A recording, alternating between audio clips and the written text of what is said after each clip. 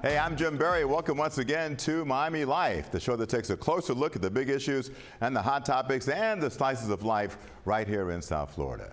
We lead off with a story that raises some troubling questions today about a lingering issue in Miami-Dade and Broward counties: dangerous and stray dogs. A woman mauled to death in Miami Gardens is the latest in a string of troubling attacks involving either unleashed and perhaps stray dogs. CBS News Miami's Maribel Rodriguez tells us about this latest attack.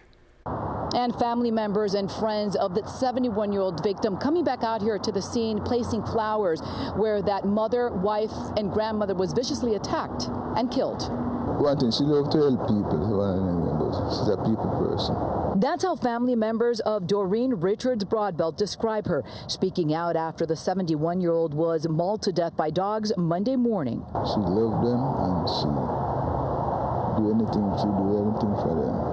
Her husband of more than 20 years, Donovan Broadbelt, remembering the wife, mother, and grandmother, who Miami Gardens police say was found behind Norwood Elementary on Northwest 196th Street and 14th Court with multiple dog bites. More than heartbreaking. That's more than heartbreaking. On the wall of her home, proudly displayed a frame for her 10 years of service with Walmart. That's where she was walking to when she lost her life. I don't think any family or any person should be exposed to this.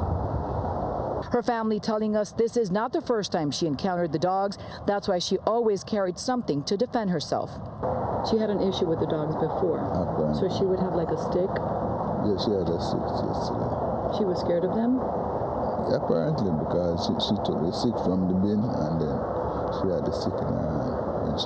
On Monday, Miami Gardens police and animal control were seen throughout the neighborhood in search of the vicious dogs that killed a 71-year-old woman. Her family returning to the scene, placing flowers, heartbroken, and hoping no other family has to go through this nightmare. I'm waiting on the police myself to hear what is going on. So I don't know where to start. I don't know what to say. I don't know what to do.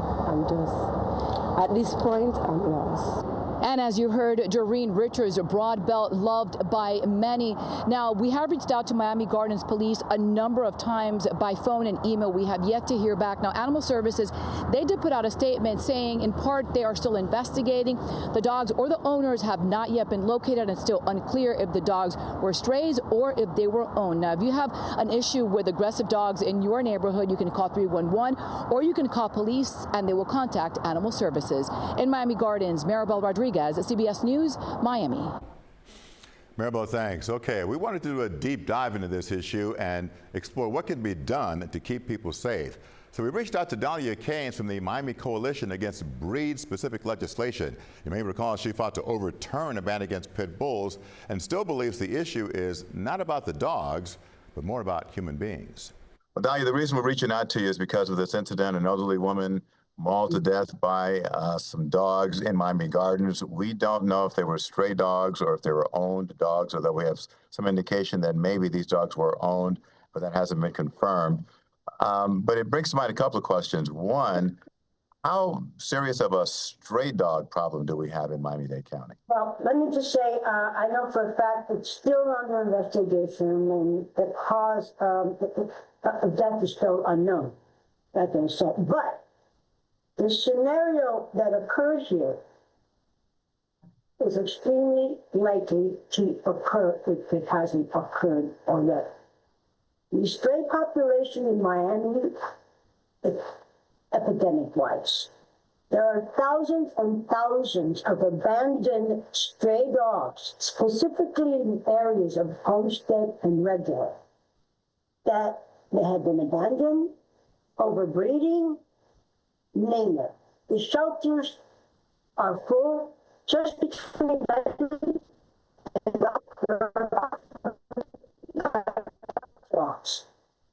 and the rescues are full. They can't pick them all up. They're wandering around. They're sick. They're being used for bait dogs. It is horrendous. So what do we do about this? How do we fix this? The lawmakers have to step up. They need to make sterner laws and make sure they are enforced. Dahlia, I know you fought very hard to ban those laws which prohibited ownership of certain breeds. Yes. But we've had a run of incidents lately. This isn't the first one. We've had a run of incidents lately where there have been incidents of people being mauled by dogs. And in those instances, there were pit bulls involved. So I'm wondering if this makes you rethink the Not at all. of the ban Not at all, against Jim. pit bulls. Not at all. Why not? The situation we have here is not based on breed whatsoever. It is based on irresponsible ownership. Remember, you cannot assess a breed of dog by visual means. It is literally impossible.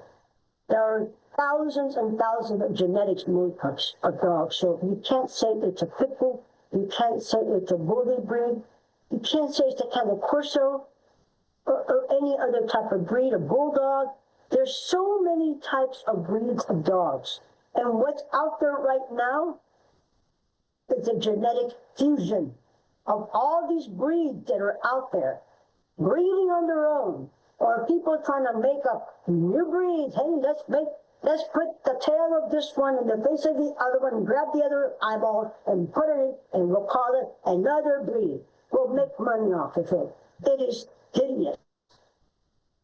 It is not a dog the issue. Just because a dog is born in a specific breed does not make it inherently dangerous. Every dog's an individual, and it should be addressed that way. Big dogs, yes, they have been by big dogs, obviously, but Chihuahua attacks somebody, it's not going to be on the news. It's going to be a heel involved. But if a big dog is involved, something's going to hit.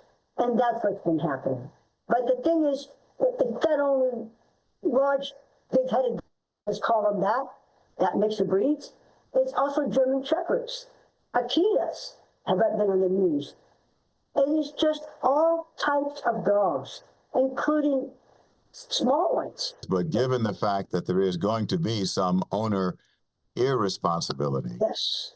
then how do we solve this problem so that people don't get mauled, whatever breed of dog are out there? Again, the lawmakers make stronger laws for irresponsible owners, because that's exactly what's going on. Dogs running loose, running loose around. There's a leash law. Start finding them. Start confining them. Make them aware that there are consequences. Both financially, you have to hit them in the pockets, and legal. You've got to start arresting people for these issues. This is certainly an issue that we will continue to follow. Okay, up next on Miami Life, learning the fine art of improv. Can anybody be funny? I think so. I think maximizing their potential. I always think of comedy kind of like as a sport, right? So obviously some people have an aptitude for it, but everybody can play and have fun. Well, we had fun watching the folks at the Villain Theater teach people how to make laughs on the fly. Plus, we've got a quick tip to help you avoid some of those frustrating traffic jams at the Golden Glades Interchange. We're coming right back with more Miami Life right after this. And welcome back to Miami Life. All right, Miami-Dade has plenty of entertainment options, but one which many folks may not know about is improv comedy. I recently paid a visit to a place that is making that off-the-cuff kind of comedy come to life. The show will only exist right now and never again. Does that sound okay? Yeah, okay, that's all we got, so I hope it's okay. At the Villain Theater, it's all about being in the moment and making the unpredictable funny. Like when one actor confesses his angst to another over having a big imaginary tail. I was unaware of this deformity of I had no idea. Everybody just was talking about your big pool that you have in the backyard. And that's why you're like so popular. Miami native Peter Mears started this improv comedy theater with just 10 students. 10 years later, the Villain Theater is a thriving presence in Miami's Little Haiti neighborhood. What was the inspiration for you to do this? Well, I was taking improv classes in New York, and I was like, well, this is really great. And when I moved back to Miami as an actor, I was like, well, we need a place that exists like this. Can anybody be funny? I think so. I think maximizing their potential. I always think of comedy kind of like as a sport, right? So obviously some people have an aptitude for it, but everybody can play and have fun. Can we communicate with our physicality? Can we communicate with our intentionality? Now, about 60 students are coached up every week on the finer points of being funny on the fly. A handful are here to build serious comedy careers, but most come just to try something new and learn how to handle the curveballs that improv, by nature, throws at you. Villain was really able to kind of help me build up my confidence to realize that I too could be that person on stage every week, and now I am. We gotta go! The Robocops are after us! No, this is the better way! This is the better way! No, I heard they were coming from that side, you don't hear them? Ever since we got sewn together, we've gotten nothing but trouble. Not with your shoulders, you have to put all of it. Has this helped you find yourself? 100%. And I really never thought I was artistic. And then I tried on coming to improv to make friends, and all of a sudden, like something in me blossomed. I found gold. Oh my God. Is it real?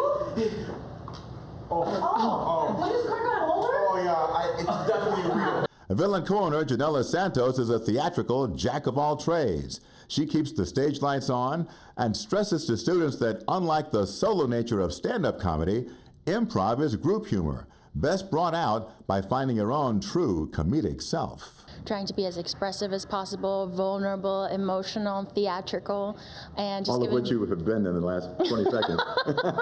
But you don't really know you're ready until you get on the stage, do you? Absolutely, and the audience is your greatest teacher. If one person wants to see my ass, Everything now.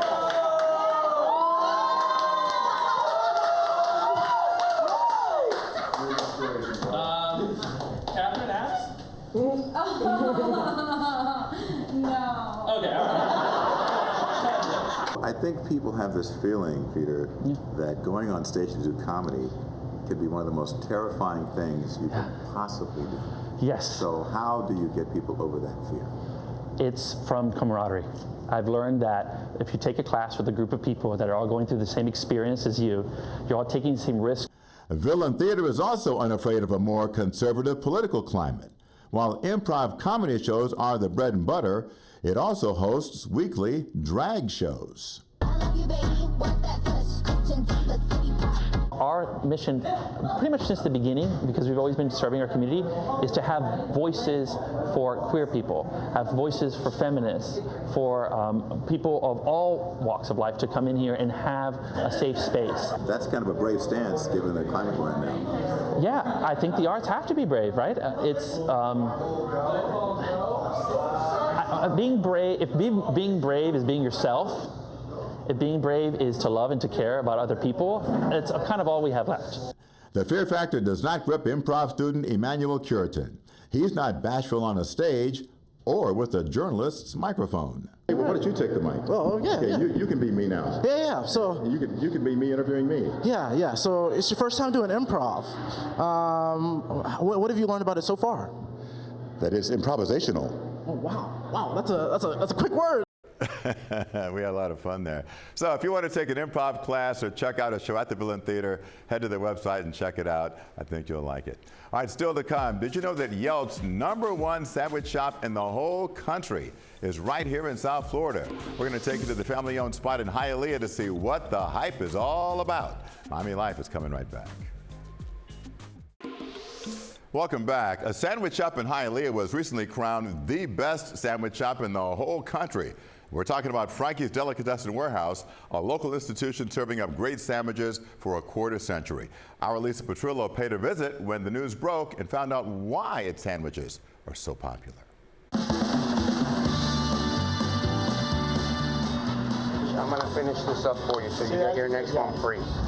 Frankie's Delicatessen Warehouse, tucked inside a Hialeah strip mall, was just named Best Sandwich Shop in the U.S. by Yelp. Do you need a receipt? No, I'm good. All right, thank you so much. Owners Frankie and Nanette Diaz say their secret isn't just what's between the bread, it's the people who walk through the door. The community is the backbone of Frankie's Deli. If it wasn't for the community and my customers, there wouldn't be a Frankie's Deli at all. It's all just so special because it's very humbling because they come in, they love us, we love them, and it's just like one big happy family.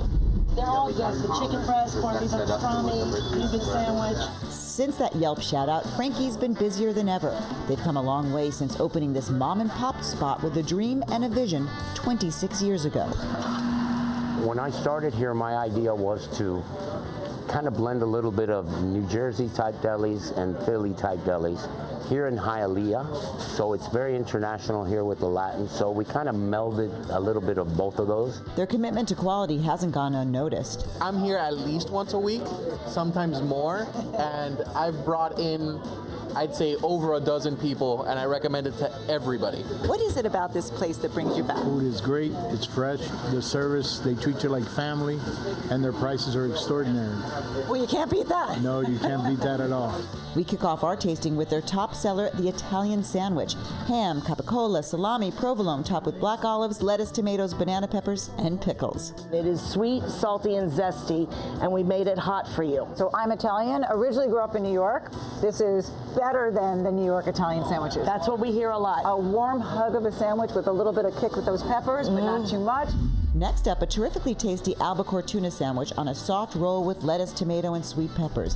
And finally, their warmed corned beef and pastrami on rye, made Reuben style. So the corned beef and the pastrami are next level tender. It's like sweet and savory with a little bit of that corn. With the Thousand Island and the sauerkraut.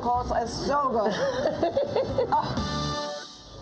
Oh yeah, you guessed it. I am not leaving empty-handed. Frankie's Deli is open Monday through Saturday for breakfast and lunch, and you know what you can do? Tell them I sent you. In Hialeah, I'm Lisa Petrillo with Taste of the Town, CBS News, Miami.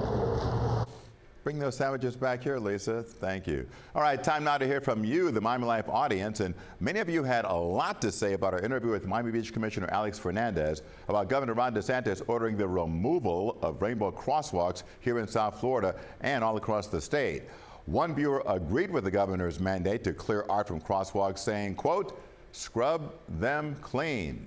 Somebody else wrote, though, how about we just remove people that hate? There is a start. And this comment summed up that point of view as well, saying rainbow crosswalks are not the problem, hate is the problem. Keep sending us your comments and feedback to cbsmiami@cbs.com. That is going to do it for this week's Miami Life. Don't forget, we'll see you every Thursday for Miami Life. New episodes at 6:30 on the stream. You can also watch all of our episodes on demand on our YouTube channel. I'm Jim Berry. Thanks so much for checking us out. Hope to see you soon.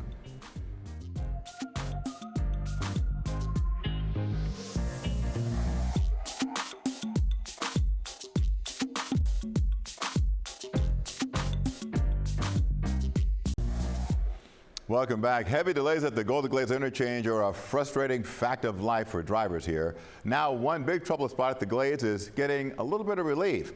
Austin Carter has an easy detour that you ought to know about. Whether you're in a car or a big rig, folks behind the wheel know when it comes to the Golden Glades Interchange, the drive isn't so golden. A lot of construction, a lot of lane closures. Ian Duncan just experienced getting to Miami through the interchange in his 18-wheeler. It's very difficult to see a car, and especially if you have a car that swerves right in front of you and stop short.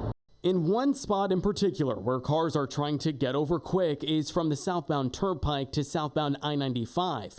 Now watch here, drone 4 overhead as cars try to squeeze into that one-lane entrance. Over the summer, this new exit ramp from the Palmetto and the Turnpike opened. It connects drivers to 7th Avenue, 441, the Tri-Rail station, and it splits off to southbound 95. But you can see most drivers are trying to get over to the interstate. And after seeing this back up for weeks, I promise to get you answers. I'm going to reach out to my folks over at FDOT and figure out if this is eventually going to open up to more lanes. So I did just that. The good news, the delays are not forever. It's temporary as crews work to widen the roadway. Manny Espinal is a resident engineer with the Florida Department of Transportation. He says the one lane here will eventually become 3, and likely within the next few years. This current traffic patterns allow crews to perform work efficiently while maintaining the safety. There's a light at the end of the tunnel, so sit tight. In the meantime, let's get you around this for a quick ride, and I promise it's not confusing. So simply use the same ramp you use now to get from the Turnpike to southbound 95, but just continue on to Northwest 7th Avenue. Then head south to 151st Street, take a left, and then you can turn right onto I-95. And you are going to love what else is in the works. Check out this rendering. The turnpike will be getting an additional lane entering the interchange, plus a dedicated third lane on the left side to connect to the express lanes on southbound 95. The entire Golden Glades Interchange improvement project won't be done until 2031, but until then, drivers like Ian say we should all give each other some grace. A lot of people need to have a little bit more patience and understanding towards truck drivers and trucks and vehicles on the road, period.